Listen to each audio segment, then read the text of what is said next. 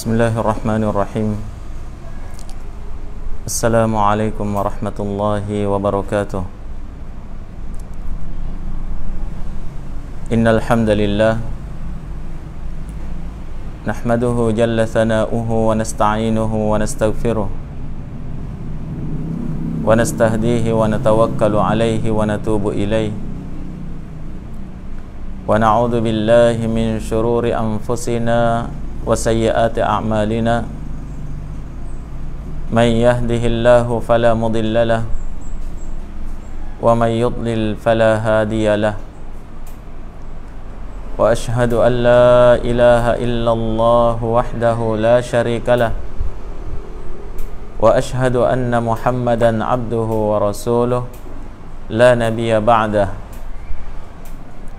Allahumma fasalli wa sallim wa barik ala nabiyyina Muhammadin wa ala alihi wa ashabihi wa man tabi'ahum bi ihsanin ila yaumiddin, amma ba'd. Akhwati fillah, para hadirat daurah muslimah Kota Mamuju yang ketiga ini yang dirahmati oleh Allah Subhanahu wa taala. Segala puji bagi Allah Azza wa Jalla atas segala limpahan nikmat dan rahmatnya kepada kita seluruhnya, sehingga acara kebaikan ini bisa terlaksana kembali, dan kita berharap semoga Allah Subhanahu wa taala memberikan keberkahan pada majelis kita kali ini dan majelis-majelis yang lainnya,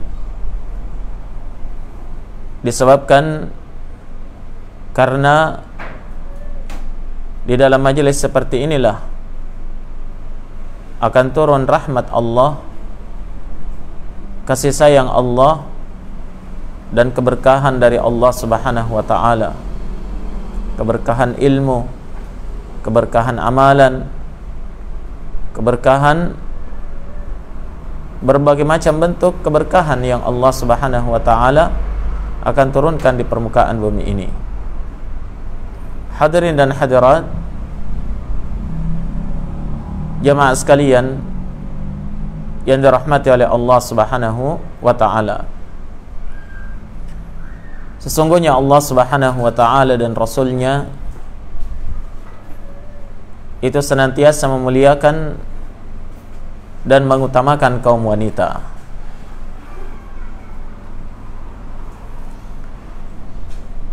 Terutama di dalam perkara pendidikan dan pembinaan akidah, akhlak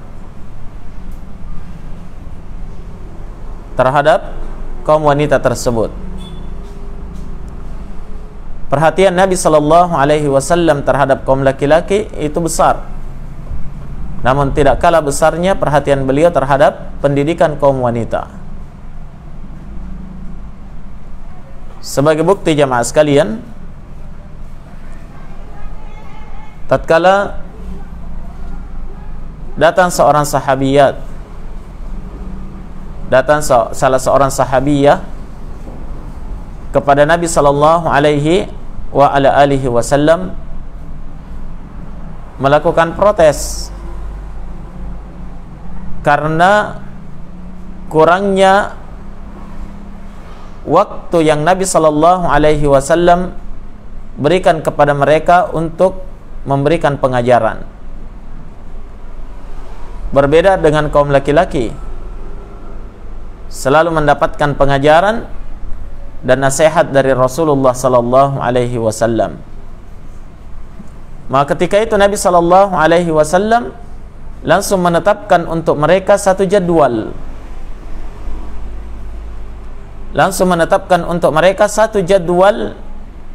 Ya, satu hari di dalam sepekan untuk mengajari mereka ya tentang agama Allah dan menjawab pertanyaan-pertanyaan wanita-wanita mukminah ketika itu.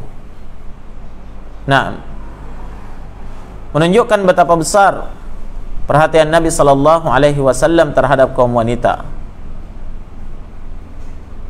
Bisa kita lihat juga di dalam khutbah Idul Fitri maupun Idul Adha yang dilakukan oleh Nabi sallallahu alaihi wasallam.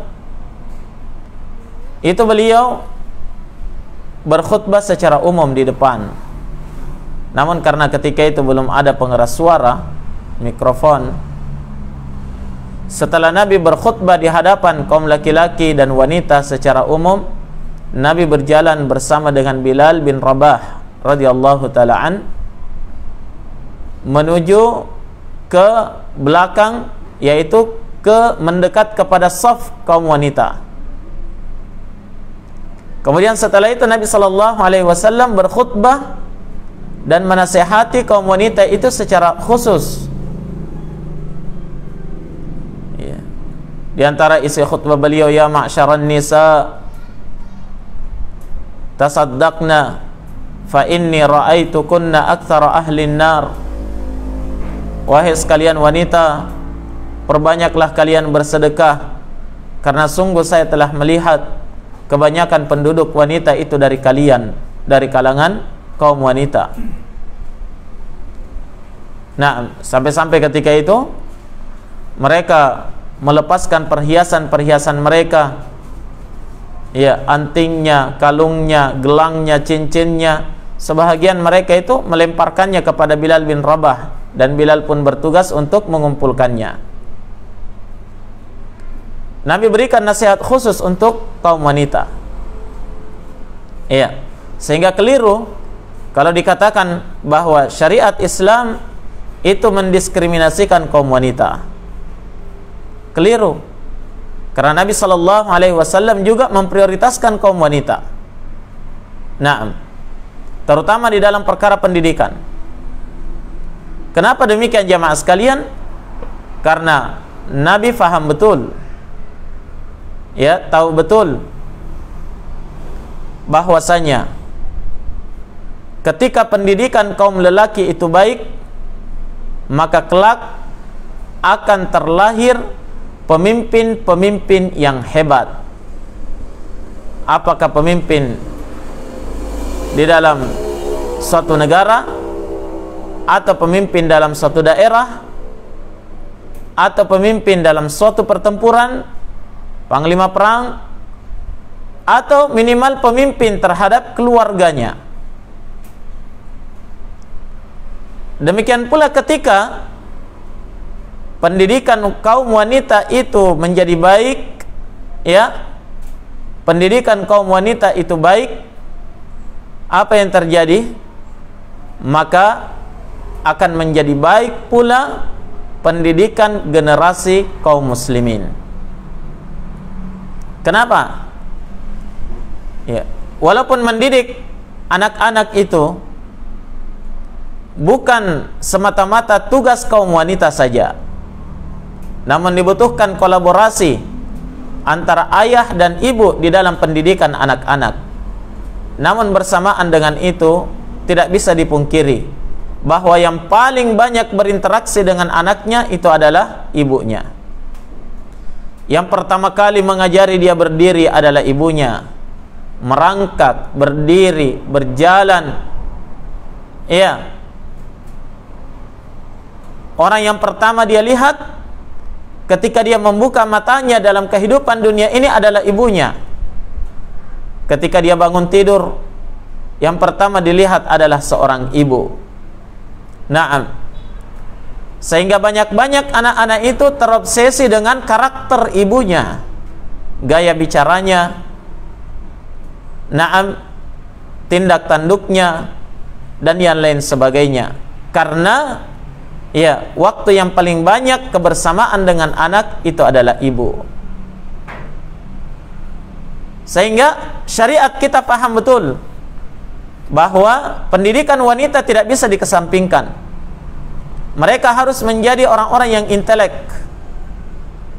orang-orang yang memiliki pendidikan yang baik, terutama di dalam agama Allah Subhanahu wa taala, karena dari pendidikan wanita inilah dipersiapkan, ya kelak akan melahirkan pemimpin-pemimpin hebat. Naam, pendidik-pendidik hebat, akan melahirkan para pejuang-pejuang hebat di dalam agama Allah Subhanahu wa taala, dalam kehidupan berbangsa dan bernegara. Maka dari itu, ukhti fillah, akhwati fillah yang dirahmati oleh Allah Subhanahu wa taala, ya, sering kita mendengarkan ungkapan bahwasanya al-ummu madrasatul ula lil aulad. Ibu, seorang ibu itu adalah madrasah, naam, sekolah pendidikan pertama yang dikecap oleh anak-anaknya, yang bisa dirasakan oleh anak-anaknya. Itu adalah pendidikan dari seorang ibu. Seorang alim yang bernama Hafidh Ibrahim rahimahullahu ta'ala membuat dalam satu bait syairnya, beliau menyebutkan dalam satu bait syairnya, katanya, al-ummu madrasatun idza a'dattaha a'datta sya'ban tayyibal a'raqi. Al-ummu, seorang ibu itu adalah madrasatun idza a'dattaha. Dia adalah sekolah jika engkau telah mempersiapkannya. Dia adalah sekolah jika engkau telah mempersiapkannya. Dia adalah pendidik yang hebat kalau memang kamu persiapkan. Ya. Kapan kamu mempersiapkan pendidikan untuk kaum wanita? Kata beliau, a'datta sya'ban tayyibal a'raqi. Niscaya engkau telah mempersiapkan, naam, suatu masyarakat yang memiliki budi pekerti yang luhur. Dari sini dapat kita lihat bahwa para ulama kita itu memandang baik dan buruknya generasi yang akan datang itu tergantung baik dan buruknya para ibu, ya, di hari ini. Karena mereka yang akan mendidik anak-anaknya. Yang menjadi permasalahan di sini, banyak-banyak di antara kita kebetulan menjadi ibu. Ya. Artinya tidak punya persiapan untuk itu. Bahkan memiliki pendidikan dari orang tuanya yang kurang baik sebelumnya, sehingga itu yang akan turun-temurun dalam memberikan pendidikan kepada anak-anaknya. Ketahuilah ukhti fillah, akhwati fillah yang dirahmati oleh Allah Subhanahu wa taala, tidak akan lahir para pejuang-pejuang hebat, pemimpin-pemimpin hebat, naam, pendidik-pendidik hebat, para alim ulama besar, ya, di zaman dahulu dan zaman sekarang, tanpa adanya peran ibu di dalam suatu pendidikan. Sehingga para ulama kita menyebutkan bahwa pendidikan yang kosong dari seorang wanita, kosong dari peran seorang wanita, itu akan pincang, menjadi dilema. Kenapa? Karena sangat dibutuhkan di dalam pendidikan itu kelembutan seorang ibu, sifat bijaksana seorang ibu, naam, dan sangat dibutuhkan kedewasaan seorang ibu. Dan itu tidak akan didapatkan oleh anak-anak dari ayahnya. Subhanallah. Ya. Maka akhwati fillah, hendaknya kalian itu merasa bahwa, naam, kalian itu punya tanggung jawab di dalam pendidikan generasi di masa yang akan datang. Iya, baik dan buruknya agama ini, bangsa dan negara ini, 20 tahun, 30 tahun yang akan datang, itu berada di tangan kaum wanita di hari ini. Sampai di mana dia punya andil besar di dalam memberikan pendidikan terhadap putra dan putrinya. Naam. Sehingga pendidikan, ya, seorang anak, ya, dari seorang ayah tanpa campur tangan seorang wanita, seorang ibu, itu akan pincang. Nah, riskan. Ya, tidak akan lengkap. Namun sebaliknya pendidikan yang dilakukan oleh seorang ibu tanpa peran seorang ayah itu terkadang banyak yang berhasil. Ya, terkadang berhasil dengan baik. Luar biasa. Ya, peran seorang ibu di dalam pendidikan generasi itu. Dan terbukti ibu-ibu sekalian ya. Ya, dari apa yang telah terjadi di zaman dahulu ketika kita membuka Al-Qur'an, kita melihat Al-Qur'an. Naam, di sana ada peran-peran para wanita-wanita hebat di balik laki-laki yang hebat. Ya. Di balik lelaki hebat itu di belakangnya ada wanita yang luar biasa. Ya. Bukan yang kami maksudkan di sini adalah seorang istri yang hebat di belakang suaminya, bukan. Akan tetapi yang kami maksudkan di sini adalah ya, di balik kehebatan seorang lelaki, itu di belakangnya ada kehebatan seorang ibu yang senantiasa memberikan dukungan terhadap dirinya. Demikian pula pendidikan sejak dini. Ya. Banyak perkara banyak kisah yang membuktikan ibu-ibu sekalian. Ya, ukhti fillah.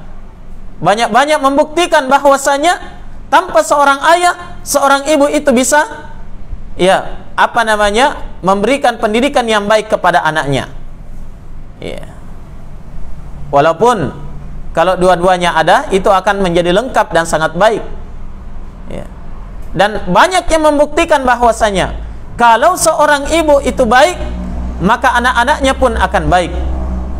Dan ketika seorang ibu itu jelek, maka akan lahir pula anak-anak generasi-generasi yang jelek pula. Jelek akidahnya, jelek manhajnya, jelek akhlaknya, jelek budi pekertinya, ya, dan yang lain sebagainya. Ya. Bisa kita lihat ya dalam Al-Quran, ketika Allah Subhanahu wa ta'ala menceritakan ya, kisah tentang dua orang wanita durhaka, tapi dia adalah istri Nabi. Siapa dia? Kata Allah Subhanahu wa ta'ala, daraballahu matalan lilladzina kafaru imra'ata Nuhin wa imra'ata Lut. Allah Subhanahu wa ta'ala memberikan permisalan kepada orang-orang kafir pada diri istri Nabi Nuh dan istri Nabi Lut. Kanata tahta abadaini min ibadina salihaini fakhanatahuma falam yughniya anhuma minallahi syai'a. Kata Allah, kedua wanita itu, istri Nabi Nuh dan Nabi Lut, itu berada di bawah kekuasaan dua orang hamba kami yang salih, yaitu Nabi Nuh dan Nabi Lut. Tapi ternyata fakhanatahuma, keduanya berkhianat kepada dua orang nabi itu. Ternyata dia tidak beriman kepada suaminya. Ternyata dia membangkang kepada sang suami. Ya. Dan dia memiliki budi pekerti yang sangat buruk. Ya. Sehingga kata Allah, falam yughniya anhuma minallahi syai'a. Dua orang nabi itu tidak bisa menyelamatkan keduanya. Ya, kedua istrinya ini dari siksa Allah Subhanahu wa ta'ala. Dibinasakan bersama dengan orang-orang yang binasa. Ya, coba lihat dua wanita itu. Mereka punya anak. Ya, melahirkan anak dari siapa? Dari seorang nabi, Nabi Nuh dan Nabi Lut. Naam, tapi apa yang terjadi dalam kisah Nabi Nuh alaihi salatu wassalam? Kita semuanya mungkin ingat ya. Ketika putra Nabi Nuh itu sudah terlunta-lunta di tengah banjir bandang yang begitu dahsyat. Timbul tenggelam. Nabi Nuh sebagai seorang ayah punya naluri, na'am, dan ingin menyelamatkan anaknya sendiri, karena dia tahu bahwa istrinya itu sudah tenggelam lebih dahulu. Apa kata Nabi Nuh? Ya bunayyarkam ma'ana wala takum ma'al kafirin. Wahai putraku tercinta, ayo naik bersama kami di perahu ini, dan jangan engkau tenggelam bersama dengan orang-orang kafir. Apa katanya? Qala sa'awi ila jabalin ya'simuni minal ma'. Katanya, saya akan mencari gunung yang bisa menyelamatkan saya dari air. Coba bayangkan, ya, dari seorang ibu yang bejat, yang jahat, yang ingkar, yang kafir, itu lahir anak-anak yang bejat pula. Padahal ayahnya seorang nabi.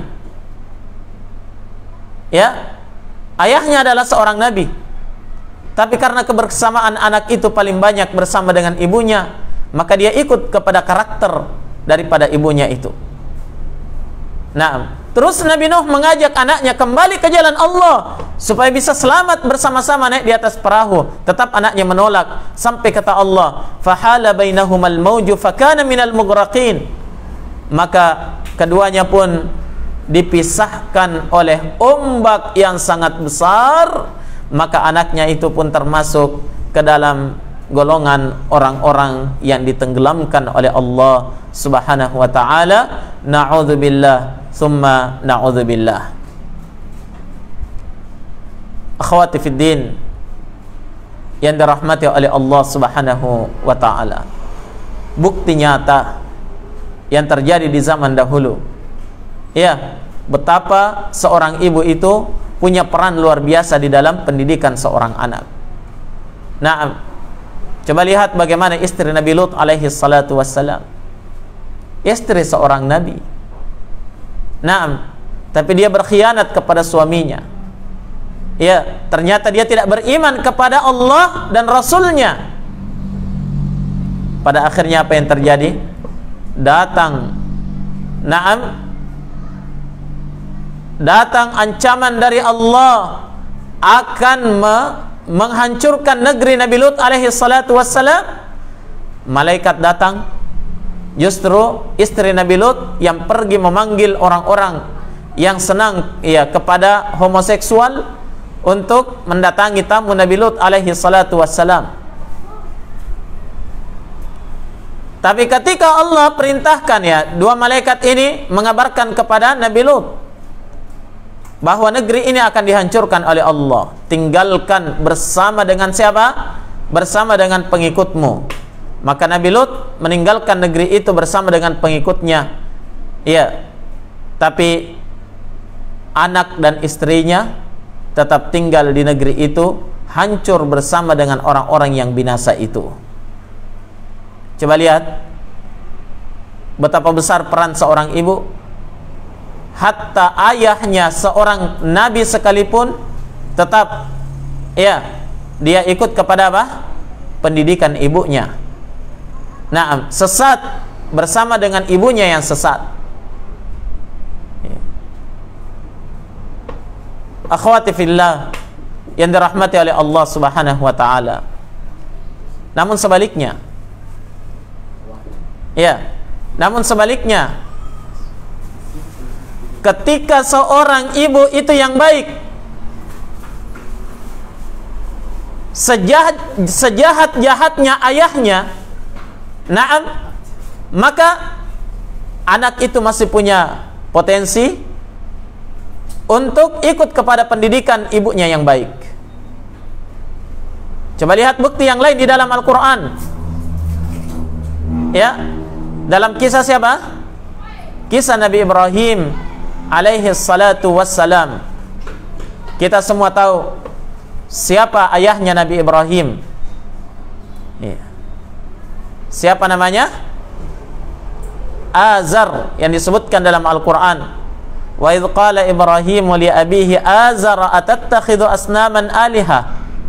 Ingatlah ketika Ibrahim berkata kepada ayahnya Azar, ya, apakah engkau mau menjadikan patung-patung ini sebagai sembahan selain daripada Allah Subhanahu wa ta'ala? Akhwati fillah, kita tahu bagaimana bejatnya itu Azar. Ya, ayahanda Nabi Ibrahim alaihi salatu wassalam. Dia adalah kaki tangannya Namrud, raja zalim ketika itu.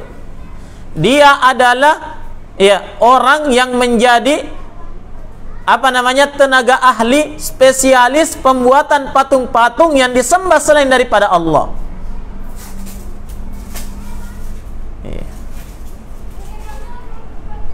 Hatta ketika Nabi Ibrahim alaihi salatu wassalam sendiri sudah diutus menjadi nabi dan rasul dan mengajak ayahnya kepada tauhid, orang pertama yang menentang dakwah beliau adalah ayahnya sendiri, Azar.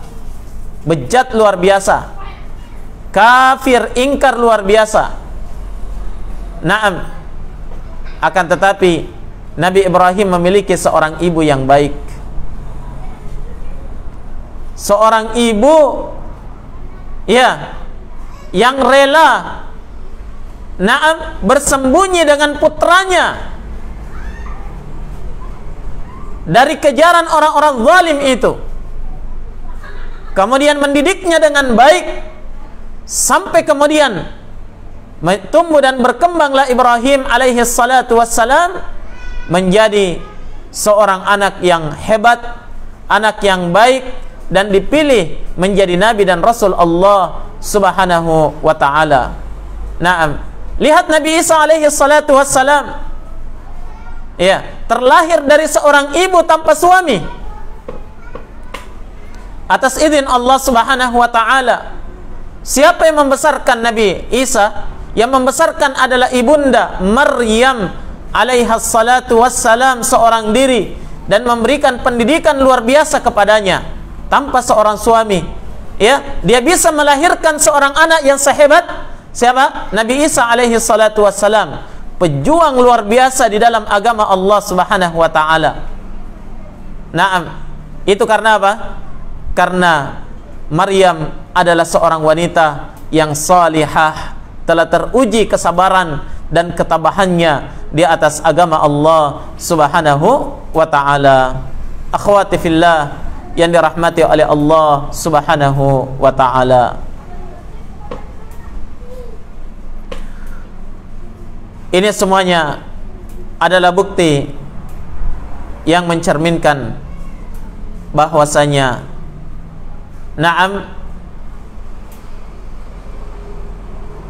peran seorang ibu di dalam pendidikan itu memiliki peran luar biasa. Seorang wanita tidak boleh terbelakang. Seorang wanita tidak boleh menjadi orang-orang yang terbelakang, terutama di dalam pendidikan. Karena baik dan buruknya generasi yang akan dia lahirkan itu tergantung baik dan buruknya wanita tersebut. Naam. Akhwati fillah yang dirahmati oleh Allah subhanahu wa ta'ala. Dan telah terbukti pada apa yang terjadi di kalangan para ulama ussalaf. Berapa banyak ulama-ulama yang lahir, ulama hebat, tapi ternyata di belakang mereka itu ada wanita-wanita hebat. Orang-orang sekaliber Imam Ahmad, Imam Syafi'i, Sufyan Ats-Tsauri, sampai pada zaman kita sekarang, Asy-Syaikh Muqbil rahimahullah dan sejumlah ulama yang lainnya. Subhanallah, ternyata mereka terlahir dari pendidikan seorang ibu yang notabene dia adalah seorang single parent. Seorang wanita yang mendidik anaknya seorang diri.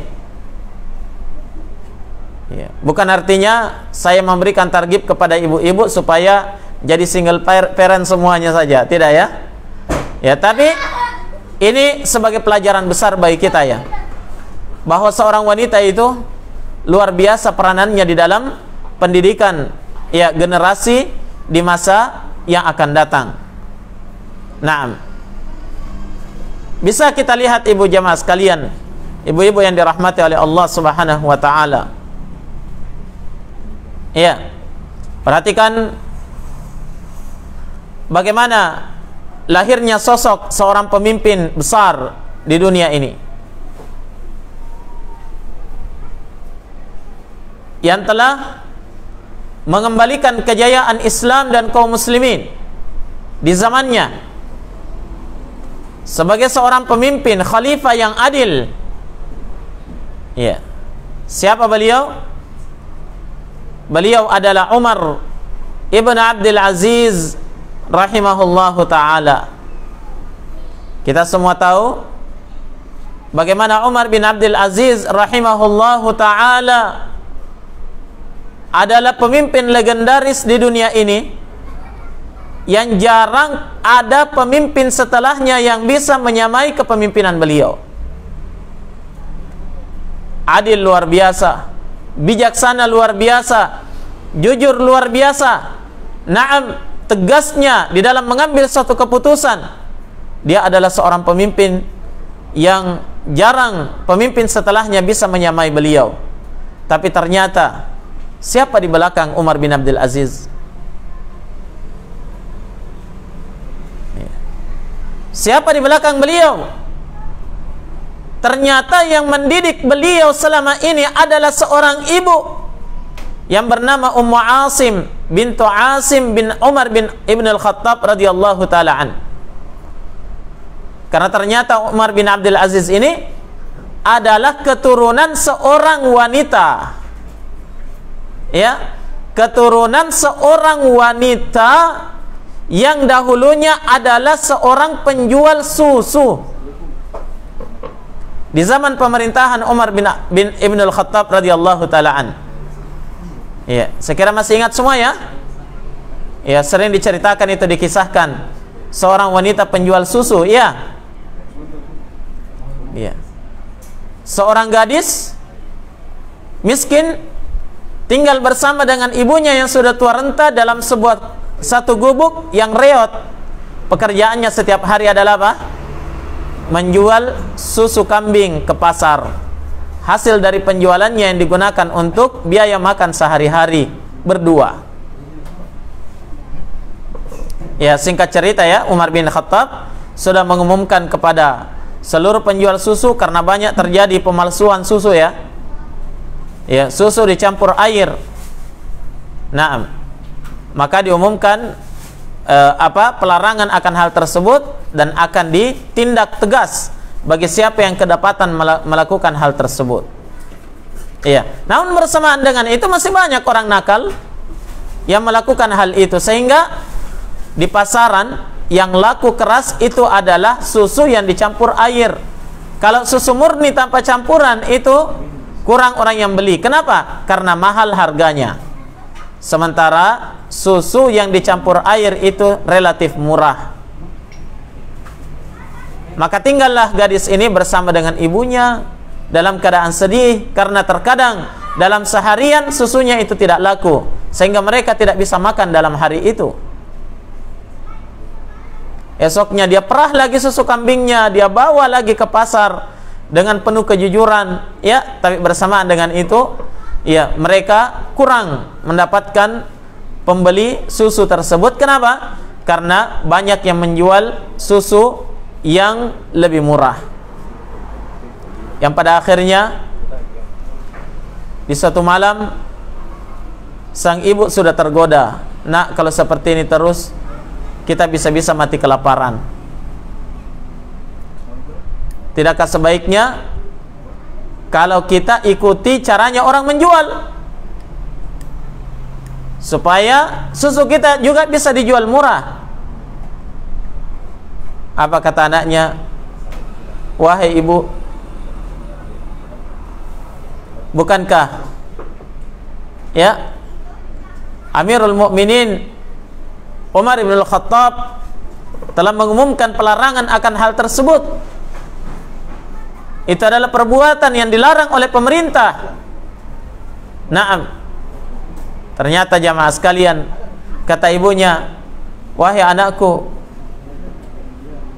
kalau kita lakukan pencampuran itu tidak ada orang yang melihat kita. Amirul Mukminin dan petugas-petugasnya tidak melihat kalau kita campur air sedikit, supaya bisa kita menyaingi ya penjualan di pasaran. Apa katanya anaknya, wahai ibu, betul Amirul Mukminin tidak bisa melihat kita saat ini, tapi Allah, Tuhannya Amirul Mukminin Umar bin Al-Khattab, itu senantiasa melihat dan mengawasi kita. Ya, ke rumah dan langsung memanggil putranya yang bernama Asim ibnu Umar bin Al-Khattab radhiyallahu taala an, ya, memerintahkannya bersiap, kita pergi melamar. Siapa yang mau dilamar? Ternyata seorang wanita miskin, ya, penjual susu kambing di pasar, akan dilamar oleh seorang putra khalifah. Ya, siapa? Sufyan Ats-Tsauri rahimahullahu ta'ala. Naam, di dalam masalah hadis, karena hebatnya ya Sufyan Ats-Tsauri dalam ilmu hadis. Luar biasanya Sufyan Ats-Tsauri dalam menghafalkan hadis sallallahu alaihi wasallam. Tahu angka sahih dan dhaifnya satu hadis. Ya, melafal riyal. Ya, orang yang meriwayatkan hadis itu.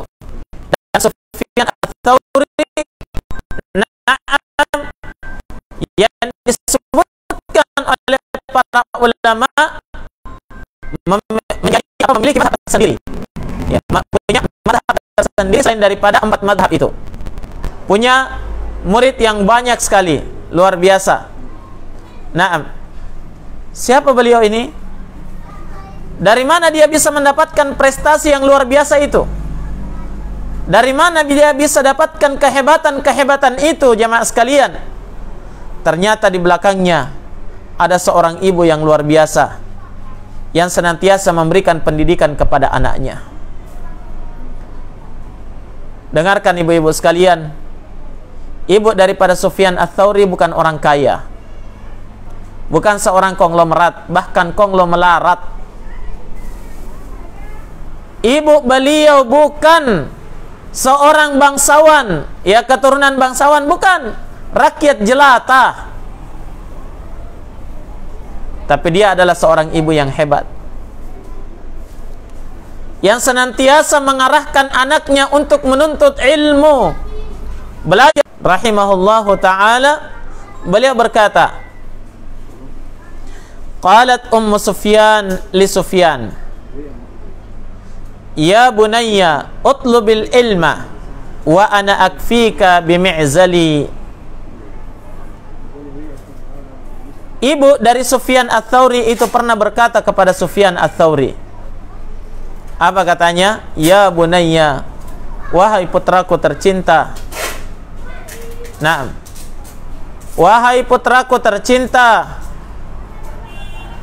utlubil ilma, tuntutlah ilmu, wa ana akfika bimi'zali, dan saya yang akan mencukupi kebutuhanmu dengan tenunku, dengan alat tenunku. Ternyata pekerjaan beliau adalah apa? Menenun pakaian, ya, membuat kain-kain tenun. Berapa harganya kain itu? Nah, dan berapa penghasilan yang bisa dihasilkan oleh ibunda Sufyan Ats-Tsauri rahimahullah? Tapi subhanallah, ya, dia tidak ingin menyibukkan putranya dengan mencari uang. Ya, dia katakan, fokus kamu dalam belajar, wahai putraku. Fokus engkau dalam menuntut ilmu, saya yang akan mencukupimu dengan alat-alat tenunku. Mana ibu-ibu yang seperti ini di zaman kita, jamaah sekalian? Ya, sangat langka dan dicari. Ya, ibu yang bisa memberikan pendidikan luar biasa seperti ini kepada anaknya. Naam. Katanya, ya bunayya utlubil ilm. Wahai putraku, tetap kamu konsisten dalam menuntut ilmu. Jangan pernah kendor dalam menuntut ilmu. Ya, saya akan mencukupimu, walaupun hanya dengan menggunakan apa? Menggunakan alat tenun. Naam. Demikian pula diriwayatkan oleh Imam Ahmad rahimahullah dalam riwayat yang lain, bagaimana ibu daripada Sufyan Ats-Tsauri rahimahullah menasihati anaknya ketika masih dalam tahap menuntut ilmu. Kata beliau, ya bunayya, in katabta 'asyrata ahrufin fanzur hal tara fi nafsika hal tara fi nafsika ziyadatun fi khasyatika wa hilmika wa waqarika, fa in lam tara dhalik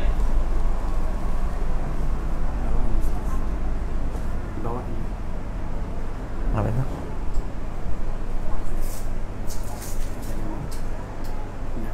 Nggak kedengaran? Tadi ada sekitar 5 menit.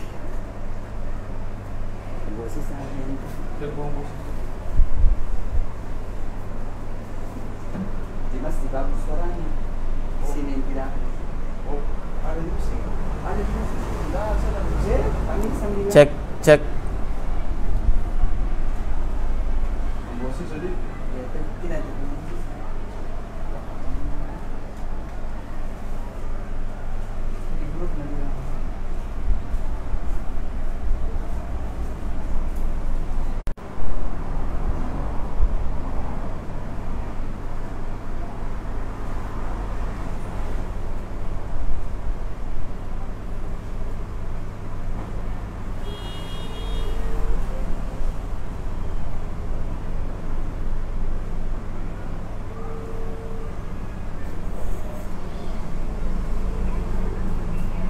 Assalamualaikum. Di mana Ki Abu? Video call di sini. Halo. Video call halo. Video call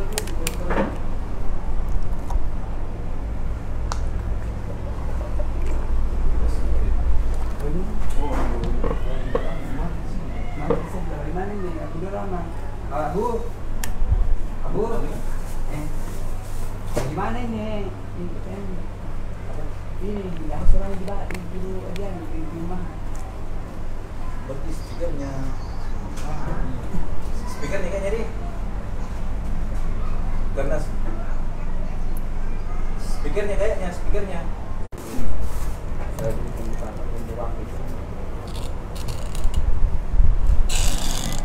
Baik.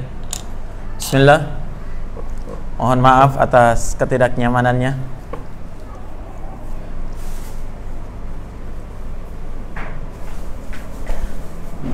Baik,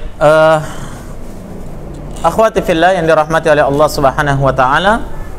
Ya, tadi terakhir di mana ya? Bagaimana Al-Imam Sufyan Ats-Tsauri rahimahullah itu bisa terdidik dan dicetak menjadi ya alim yang besar, yang luar biasa, itu karena peran seorang ibu yang luar biasa pula di belakangnya. Terlihat dari nasihat-nasihat beliau ya. Yang pertama tadi ya, kita lihat bagaimana nasihat ibu daripada Sufyan Ats-Tsauri rahimahullah.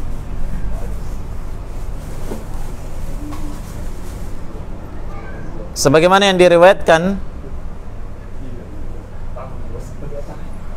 oleh Al-Imam Ahmad Ibnu Hanbal rahimahullah dalam musnadnya ya, dari Waqi' bin Al-Jarrah rahimahullah.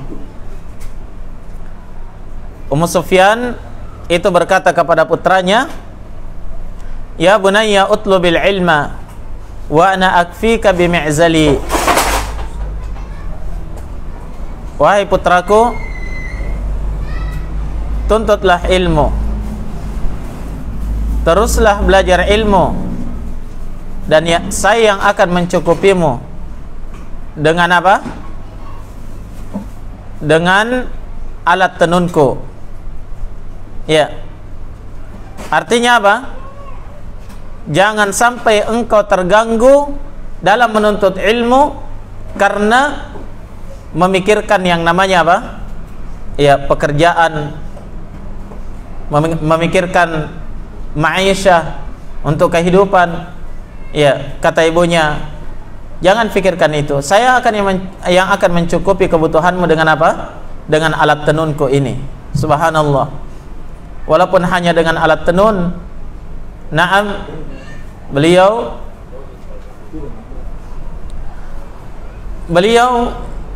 rela untuk menjalani kehidupan yang serba sulit demi pendidikan seorang anak. Dan perhatikan pula apa yang diriwayatkan oleh Al-Imam Ahmad dalam riwayat yang lainnya.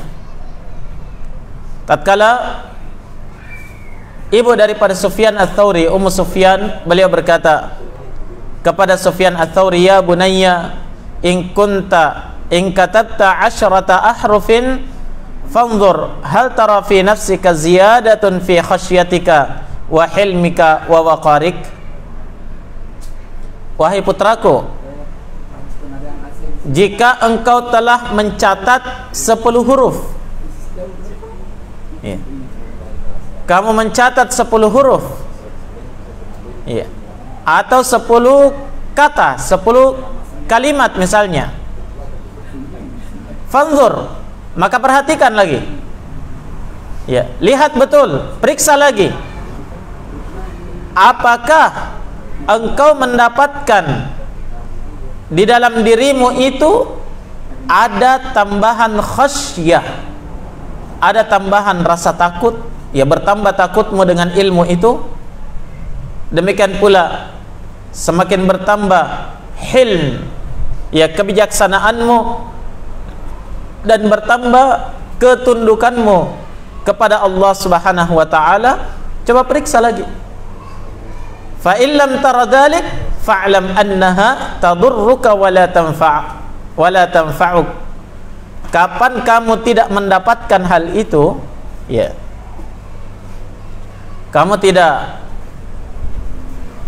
dengan ilmu-ilmu yang kamu catat, yang kamu pelajari, yang kamu hafal itu tidak menambahkan rasa takutmu kepada Allah, tidak menambah kebijaksanaanmu dan ketundukanmu kepada Allah Subhanahu wa taala, fa'lam, maka ketahuilah wahai anakku, annaha tadurruka wa la tanfa'uk, bahwasanya ilmu itu membahayakanmu dan tidak memberikan manfaat sedikit pun kepada dirimu. Dia tidak bisa memberikan manfaat sedikit pun pada dirimu.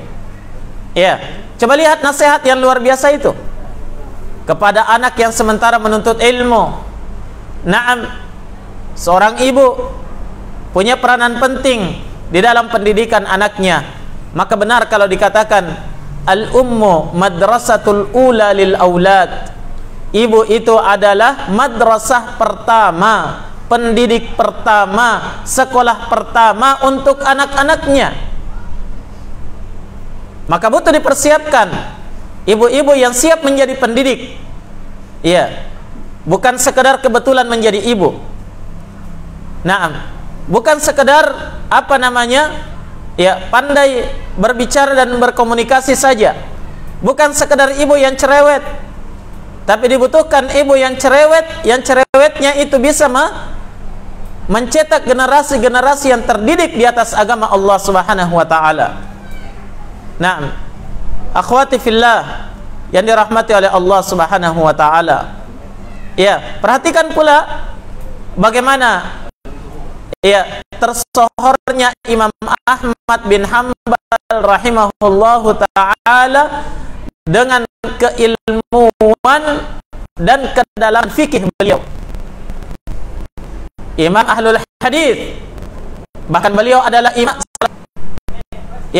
salah satu perjalanan dakwahnya, beliau mendatangi salah satu daerah yang beliau belum pernah daerah sebelumnya. Nah, tapi ternyata orang-orang di daerah itu kenal Imam Ahmad dari namanya, mungkin karena dahulu belum ada YouTube Begitu kami tidur di emperan masjid, Penjaga masjid mengatakan tidak, biar dia emperan masjid juga tidak boleh. Diusir-usir Imam Ahmad ini keluar. Sampai kemudian apa yang terjadi? Seorang penjual roti, pabrik roti ceritanya ini, dia melihat Imam Ahmad seperti tadi, dia tidak orangnya, ya, maka dia hanya kasihan melihat dia diusir, dia panggil, dia tawarkan, kalau kamu mau ya tidur di rumah kami sederhana, boleh menumpang di rumah kami di malam ini, ya. Maka tinggallah Imam Ahmad di rumah tukang roti itu. Dan satu yang menakjubkan Imam Ahmad, karena tukang roti ini setiap kali dia mengadon roti dan melakukan sesuatu, membakar roti dan yang lain sebagainya, selalu dia ucapkan astagfirullah, astagfirullah, astagfirullah.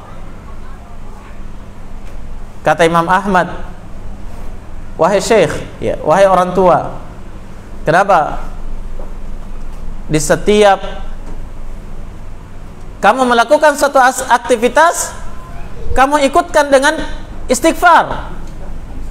Apa ini? Ada apa ini? Katanya, wahai saudaraku, saya sejak melakukan rutinitas ini selalu istighfar dalam setiap apa yang saya kerjakan. Setiap saya berdoa itu Allah selalu kabulkan. Kecuali satu saja yang tidak dikabulkan oleh Allah, yang belum dikabulkan oleh Allah permintaan saya, belum dikabulkan sampai sekarang. Katanya apa itu? Saya sangat berkeinginan berjumpa dengan Imam Ahmad sebelum saya meninggal. Subhanallah. Padahal di depannya adalah Imam Ahmad bin Hanbal. Ya.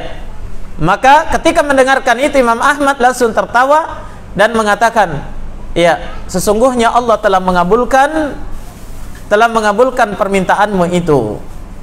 Ya. Maka sadarlah orang ini bahwa ternyata orang yang berada di hadapannya adalah Imam Ahmad. Setersohor itu Imam Ahmad rahimahullah. Naam. Kedalaman ilmunya dikenal. Ya. Dan beliau adalah ulama ahlus sunnah. Naam, yang telah memperjuangkan Islam dan sunnah di zaman mihnah. Tapi tahukah kita ibu-ibu sekalian, siapa yang menjadi dalang di balik keberhasilan daripada Imam Ahmad itu? Terdidik menjadi seorang alim yang besar, termotivasi untuk menghafalkan hadits-hadits Nabi dan menuntutnya.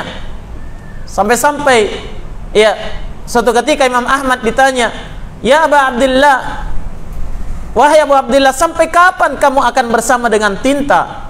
Waktu muda kamu bersama tinta, tua juga tetap bersama dengan tinta, ya. Selalu menulis, selalu membahas." Kata Imam Ahmad, "Ma'al mahbarah ilal maqbarah." Saya akan bersama dengan tinta sampai ke dalam kubur. Ya. Siapa yang telah menggembleng beliau seperti itu? Ternyata ketika kita melihat ke belakang, Ahmad yang masih kecil, naam, ternyata dia adalah seorang yatim yang hanya diasuh oleh seorang ibu yang bernama Sofiyah binti Abdul Malik rahimahallahu ta'ala. Sofiyah, ibu daripada Imam Ahmad rahimahullah. Naam, beliau adalah seorang wanita yang tegar. Sejak ditinggal mati oleh suaminya dan ditinggalkan untuknya seorang anak laki-laki sematawayangnya yang bernama Ahmad ibnu Hanbal, maka di saat itu dia telah memutuskan untuk mendedikasikan hidupnya untuk keberhasilan putranya. Ya. Mulailah dia bersamaan dengan keterbatasan hidupnya, keterbatasan ma'isyahnya bersama dengan putranya. Ya. Ibunda Imam Ahmad rahimahullah tidak pernah surut di dalam membimbing dan mendidik anaknya. Nah, sampai-sampai subhanallah Imam Ahmad terkenal sebagai anak yang telah berhasil menghafalkan Al-Quran sebelum umurnya mencapai 10 tahun. Allahu Akbar. Apakah dia di pondok pesantren? Tidak. Tidak ada pondok pesantren ketika itu. Nah, siapa ayah yang membimbingnya berhasil menghafalkan Al-Quran seperti itu? Nah, tidak ada ayah yang membimbingnya, tapi yang membimbingnya adalah seorang ibu hebat yang fokus di dalam pendidikan putranya. Naam. Coba dengarkan ibu-ibu sekalian penuturan Imam Ahmad rahimahullah mengenang masa kecilnya. Kata beliau, ibundakulah yang telah menuntun diriku hingga aku hafal Al-Quran ketika masih berusia 10 tahun. Dia selalu membangunkan saya jauh lebih awal sebelum waktu salat subuh tiba, memanaskan air untuk saya karena cuaca di Baghdad itu sangat dingin. Ya, cuaca di Baghdad itu sangat dingin ketika itu karena Imam Ahmad bersama ibunya itu pindah ke Baghdad. Yang awalnya dia tinggal ya di suatu pelosok, tapi ibunya membawa dia setelah ayahnya meninggal, dibawa ke Baghdad, ya, Irak. Kenapa? Karena sang ibu mau mendekatkan Imam Ahmad dengan para ulama yang ada di Baghdad ketika itu. Pindahlah mereka berdua ke Baghdad. Kata Imam Ahmad, ibu saya di waktu subuh itu selalu memanaskan air untukku karena cuaca dingin di Baghdad yang luar biasa. Kemudian memakaikan saya baju, kemudian mengantar saya ke masjid untuk salat subuh. Kemudian setelah itu saya menyetorkan hafalan kepada para para hafidz Al-Quran yang ada di masjid di Baghdad. Naam. Coba lihat ibu-ibu sekalian, perjuangan seorang ibu dalam memberikan pendidikan kepada putranya. Naam. Tanpa seorang suami dia bisa berhasil. Luar biasa. Tapi lihat perjuangan itu. Naam. Dia antar putranya ke masjid. Naam. Untuk duduk di hadapan para ulama, para penghafal Al-Quran. Naam. Sampai-sampai disebutkan bahwa selesai menunaikan salat malam, maka Sofia, ibunda Imam Ahmad, pergi ke masjid dengan menggunakan cadar untuk menunaikan salat subuh bersama dengan putranya. Ya, hal ini beliau lakukan semenjak Imam Ahmad telah berusia 10 tahun. Sofia rahimahullahu ta'ala telah membuktikan bahwa seorang ibu yang baik itu mampu untuk melahirkan anak-anak yang baik. Naam, bahkan anak hebat, anak-anak luar biasa. Sampai kata Imam Ahmad rahimahullah, ketika saya telah dianggap sudah bisa melakukan perjalanan rihlah untuk menuntut ilmu, maka saya pun meminta izin kepada sang ibu. Ya, dan ibunya juga sudah merasa cukup dalam mengajarkan ilmu, ya, Al-Quran dan adab kepada putranya. Maka di saat itulah Imam Ahmad mempersiapkan diri melakukan rihlah, pergi merantau ke kota-kota yang lain, ya, berkeliling negeri untuk mencari ilmu. Naam, duduk di majelis-majelis para ulama. Naam. Imam Ahmad, beliau pernah mengisahkan mengenang masa kecilnya, masa-masa di mana beliau akan berpisah dengan sang ibu untuk berangkat menuntut ilmu. Kata beliau, saya memperhatikan bagaimana ibu saya ketika saya akan berangkat. Beliau sambil mengemas barang-barang bawaan saya. Ibu saya juga tetap berpesan kepada saya, ya bunayya, wahai anakku, pergilah engkau menuntut ilmu hadis, karena hal itu adalah salah satu bentuk hijrah di jalan Allah. Lihat pesan-pesan yang berharga itu. Naam, hendaknya seorang wanita pendidik itu selalu memperhatikan perkara ini dan berpesan kepada putra-putrinya. Ya. Katanya, wahai anakku, pergilah untuk menuntut ilmu hadis, karena hal itu adalah salah satu bentuk hijrah di jalan Allah. Sesungguhnya Allah, jika dititipi sesuatu, Dia akan selalu menjaga titipan tersebut. Jadi, aku titipkan dirimu kepada Allah yang tidak akan membiarkan setiap titipan terlantar begitu saja.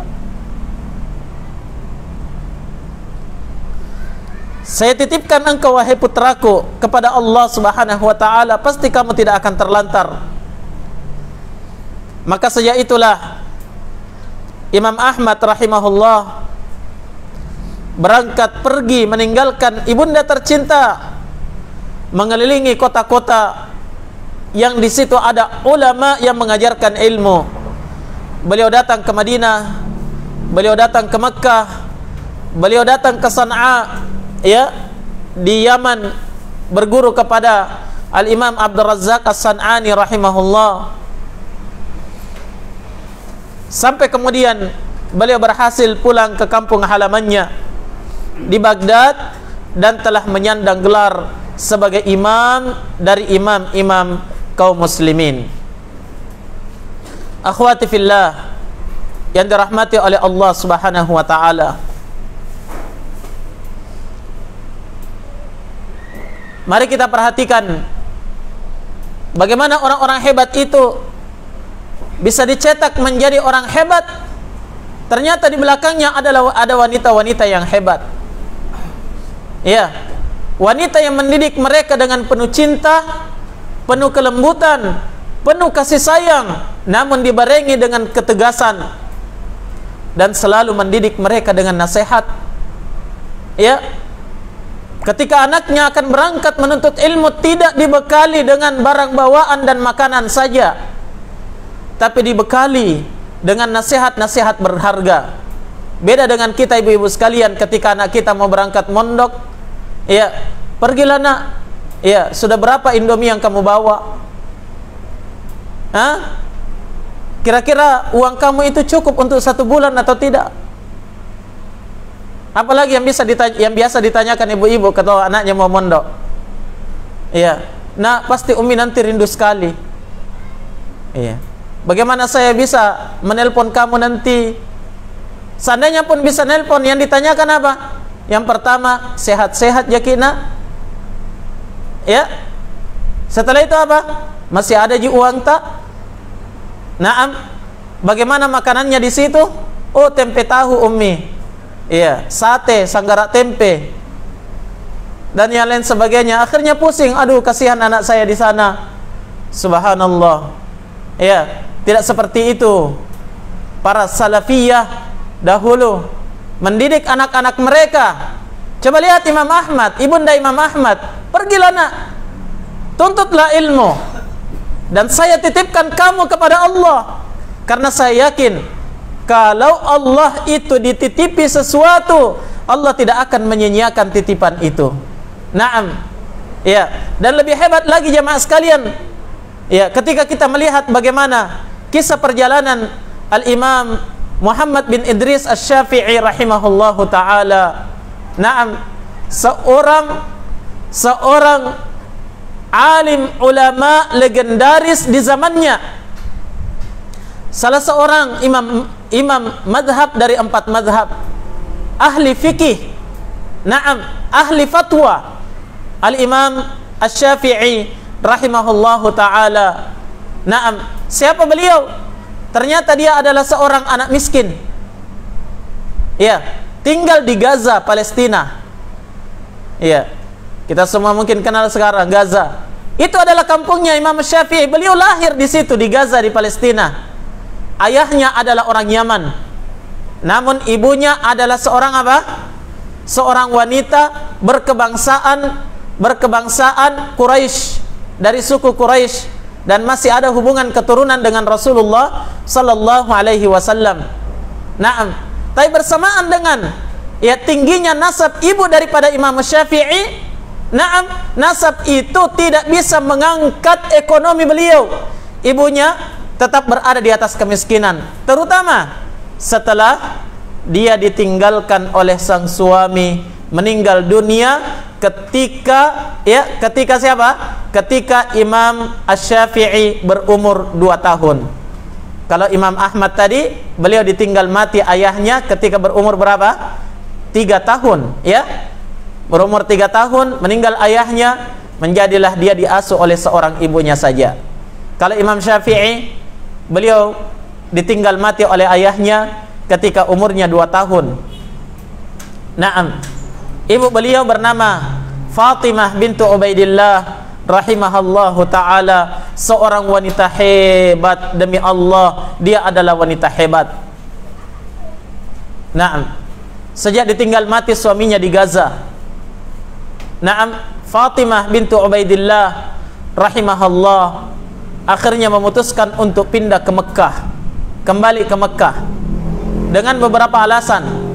Alasan yang pertama, ya, karena beliau ingin mengembalikan Al-Imam Syafi'i kepada keluarganya, ya, mendekatkan Imam Syafi'i kepada keluarganya.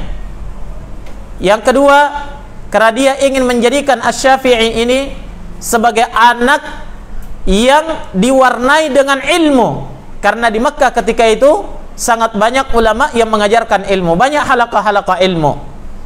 Maka keputusan itu beliau ambil, ya, pindahlah Fatimah bersama dengan Asy-Syafi'i, Muhammad bin Idris Asy-Syafi'i, ya, ke Makkah Al-Mukarramah. Imam Syafi'i pernah mengisahkan, kata beliau, saya ini tumbuh sebagai seorang anak yatim di bawah asuhan ibuku, dan tidak ada harta yang beliau bisa berikan kepada guruku. Miskin, ya, tidak ada yang bisa dia berikan imbalan kepada guru Imam Syafi'i yang mengajari dia hafal Quran, mengajari dia tajwid, mengajari dia pelajaran-pelajaran di Makkah. Maka kata Syafi'i, ketika guruku itu bisa merasa lega apabila aku menggantikan dia saat dia pergi. Masya Allah, hanya itu yang bisa dia bantukan kepada gurunya.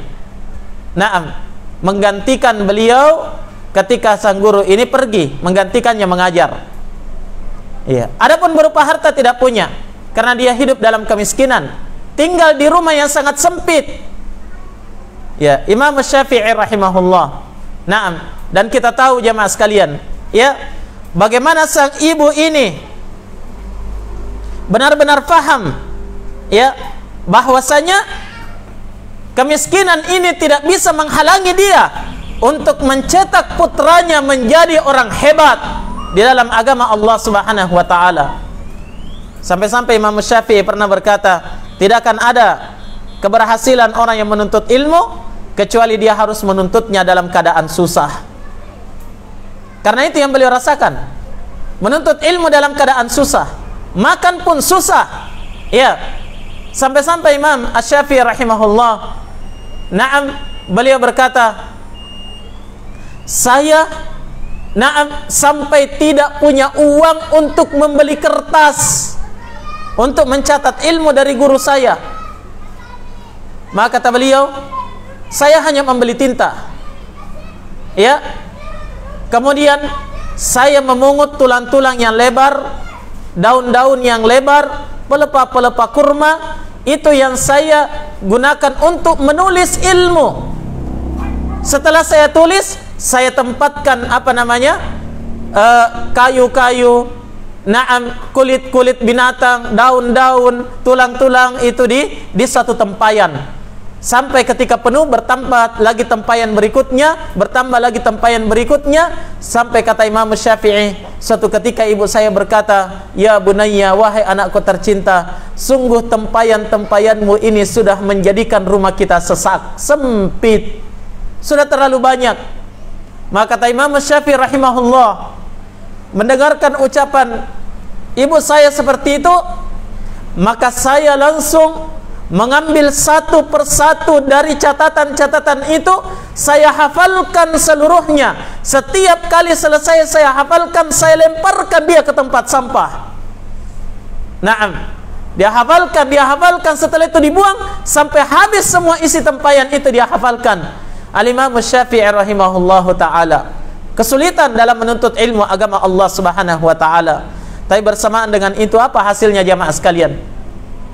Iya, Imam Syafi'i adalah seorang anak kecil ketika itu, Muhammad bin Idris Asy-Syafi'i, mampu menghafalkan Al-Quran ketika umurnya masih 7 tahun. Siapa yang membimbing dia? Sang ibu. Siapa yang memotivasi dia? Sang ibu. Ayahnya sudah lama meninggal.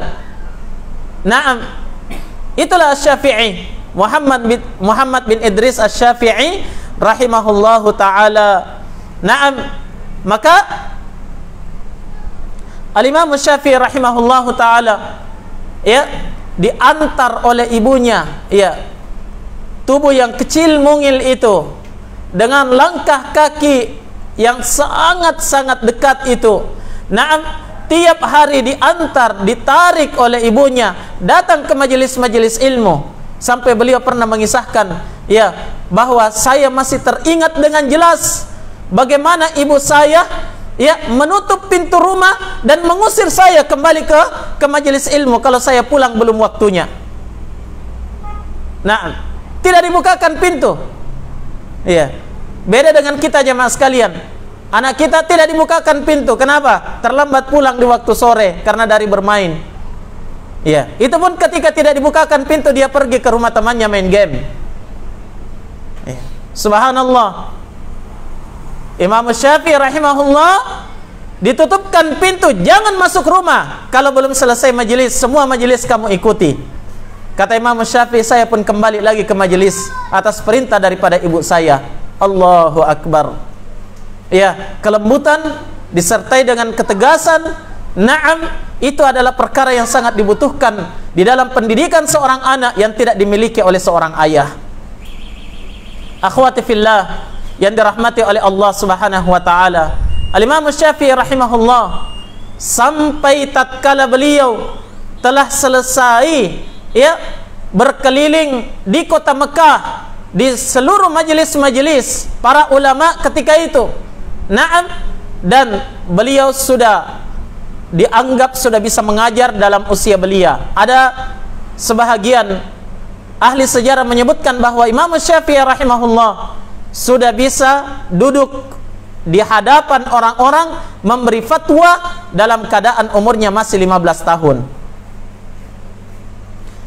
Akan tetapi jamaah sekalian, ya, rihla dalam menuntut ilmu itu adalah suatu keharusan. Berpisah dengan keluarga dan orang tua suatu keharusan bagi orang yang mau berhasil dalam menuntut ilmu. Dan itu yang dilakukan oleh Al-Imam Syafi'i. Walaupun dia telah selesai belajar di kota Mekah, maka ya, beliau pun meminta izin kepada sang ibu untuk merestui perjalanannya menuju ke kota Madinah karena ingin belajar kepada seorang alim besar di zaman itu, Al-Imam Malik rahimahullahu ta'ala. Malik Ibnu Anas, Imam Darul Hijrah rahimahullahu ta'ala. Dengan berat hati sang ibu merelakan kepergian putranya, walaupun dia sangat membutuhkan anaknya. Iya, karena dia hanya hidup berdua. Jelas ya? Dia sangat butuh didampingi oleh putranya. Tapi karena kebutuhan menuntut ilmu harus dijalani oleh Imam Syafi'i rahimahullah. Sampai sang ibu pun dengan linangan air mata rela melepaskan kepergian anaknya. Dan ketika itu beliau berpesan kepada Imam Syafi'i, detik-detik sebelum Imam Syafi'i melangkahkan kaki untuk meninggalkan sang ibu seorang diri demi ilmu. Kembali dia berpesan, kata ibu Imam Syafi'i, pergilah wahai anakku, Allah bersamamu. Engkau akan menjadi bintang paling gemerlap di kemudian hari. Pergilah wahai anakku,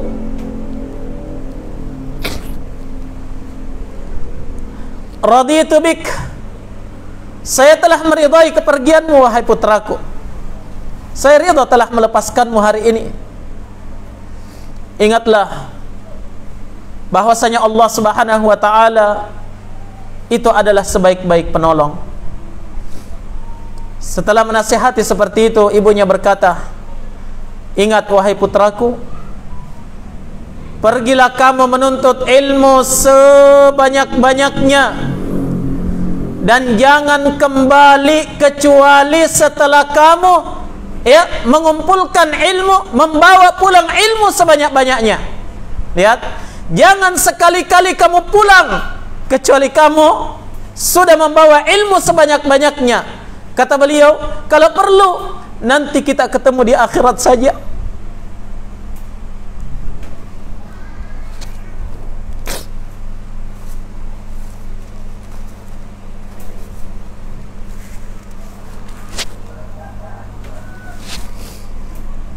Kalau perlu wahai putraku, nanti kita ketemu di akhirat saja. Yang jelas konsekuensinya jangan pulang sebelum engkau membawa ilmu yang banyak. Maka berangkatlah Asy-Syafi'i yang masih berumur belasan tahun ketika itu menuju ke Madinah, berguru kepada Al-Imam Malik ibn Anas, Imam Darul Hijrah, dan beliau telah menghafalkan kitab Muwatta Imam Malik yang berisi 1.700 hadis lebih, 1.700 lebih hadis dari hadis Nabi sallallahu alaihi wasallam. Kemudian setelah berguru kepada Imam Malik, perjalanannya menuju ke Baghdad, dia belajar kepada para ulama yang ada di sana. Dan ternyata Imam Malik rahimahullah telah menjadi seorang alim yang juga sedang menjadi ahli fatwa dan sedang mengajar di Baghdad. Nah, dan saja kepergian Imam Syafi'i,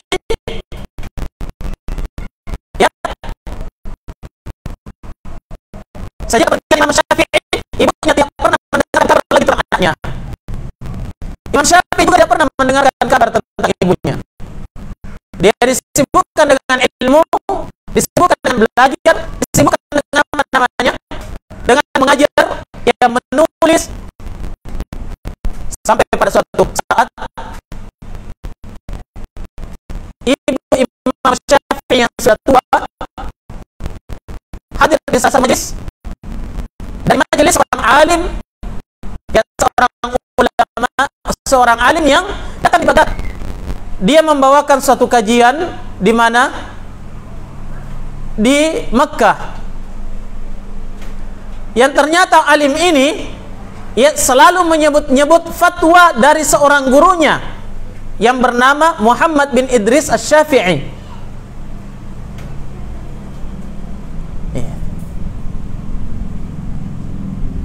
Selalu dia sebut-sebut fatwa dari gurunya itu. Dia adalah seorang pemuda yang hebat. Namun dia adalah seorang pemuda namun memiliki keilmuan yang luar biasa. Maka ibu daripada Imam Syafi'i penasaran, siapa orang itu yang disebut-sebut? Maka dia pun bertanya kepada alim tersebut, siapa yang maksudkan guru itu?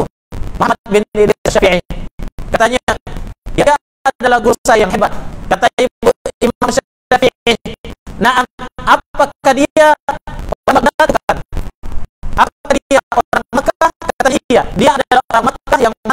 sudah lama. Sudah lama dia di Baghdad dan sudah punya banyak murid. Maka ibu Imam Syafi'i, saya adalah ibunya Syafi'i. Betapa terkejutnya alim tersebut, dan dia pun langsung memberi hormat kepada ibu Imam Syafi'i rahimahullah dan kata, wahai ibu, apa pesan yang bisa saya sampaikan kepada guru saya Asy-Syafi'i ketika saya tiba di Baghdad nanti? Maka kata ibunya, sampaikan kepada putraku bahwa saya telah berjumpa dengan ibumu dan ibumu telah mengizinkan kamu untuk pulang. Ya, sampai di Baghdad disampaikan kepada Imam Syafi'i rahimahullah. Ya, maka betapa gembiranya Imam Syafi'i, karena dia selama ini menganggap bahwa dia akan bertemu dengan ibunya nanti di akhirat. Tapi ternyata pesan ibunya sudah datang, dipersilahkan untuk pulang, ibumu menunggu. Iya, maka Imam Syafi'i rahimahullah mempersiapkan bekalnya untuk kembali ke Makkah. Dan orang-orang yang ada di Baghdad ketika itu merasa sedih akan kepergian Imam Syafi'i. Mereka pun datang berbondong-bondong membawa hadiah. Ada makanan, ada minuman, ada uang, ada emas, perak. Ya, sehingga Imam Syafi'i membawa harta yang sangat banyak, sampai binatang ternak pun ya dihadiahkan kepada beliau. Maka dibawalah Imam Syafi'i seluruh binatang-binatang ternak dan harta benda itu kembali ke Makkah, dan sampai di perbatasan Makkah. Asy-Syafi'i rahimahullah memerintahkan kepada salah seorang muridnya, ya, temui ibu saya dan kabarkan kepadanya, na'am, bahwa Muhammad bin Idris Asy-Syafi'i sudah datang. Jika kamu izinkan, dia akan masuk ke Makkah. Coba lihat bagaimana pemuliaan seorang ibu, seorang Asy-Syafi'i kepada ibunya. Naam, maka apa yang terjadi?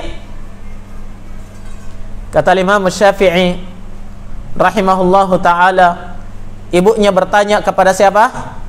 Kepada muridnya tersebut, kepada murid Imam Syafi'i. Asy-Syafi'i sudah pulang, apa yang dia bawa? Murid-muridnya ini dengan bangga menceritakan, dia membawa hewan ternak sekian banyak, membawa emas dan perak sekian banyak, ya.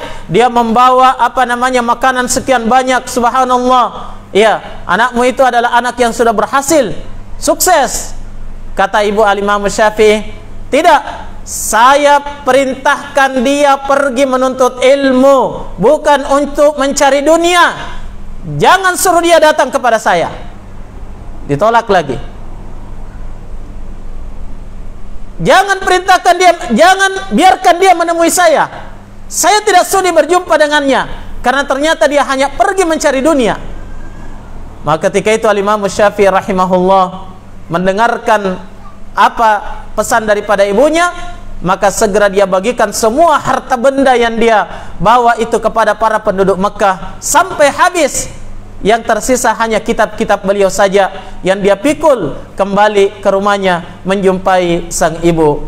Luar biasa pendidikan seorang ibu yang bisa mencetak seorang alim besar sekaliber Al-Imam Syafi'i rahimahullah. Ya, ternyata beliau tidak dididik oleh seorang lelaki, tapi dia ternyata dididik oleh seorang wanita janda, naam, yang miskin, akan tetapi memiliki mental baja yang luar biasa, yang siap memberikan pendidikan terbaik dan mencetak generasi terbaik, ya, dari generasi kaum muslimin di zaman beliau. Maka dari itu dibutuhkan ibu-ibu Imam Syafi'i, ibu seperti ibunya Imam Ahmad, ibu seperti ibunya Sufyan Ats-Tsauri, ibu seperti ibu-ibunya para salafus salih di zaman ini, untuk bisa mencetak kader-kader generasi-generasi muslim yang kokoh berada di atas keimanan dan keilmuan dan perjuangan di atas agama Allah Subhanahu wa taala.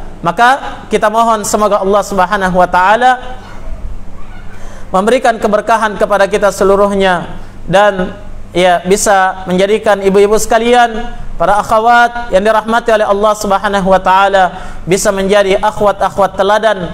Minimal dia adalah teladan untuk anak-anaknya, pendidik yang hebat untuk generasi-generasi kaum muslimin. Naam, yang mana jamaah sekalian perlu disadari bersama oleh para wanita bahwasanya menjadi wanita yang intelek, wanita yang berilmu, wanita yang beradab, wanita yang berakhlak itu sangat dibutuhkan di dalam kehidupan ini demi pendidikan di masa dan keilmuan yang hebat, karena kalian adalah pendidik yang hebat.